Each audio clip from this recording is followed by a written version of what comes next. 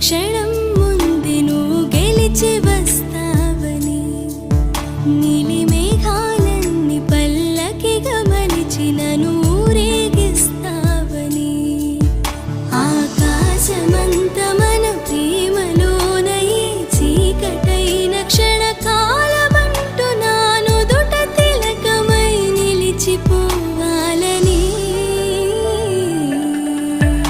ఎంత చిత్రం ప్రేమ వింత వీలు నామ రాసింది.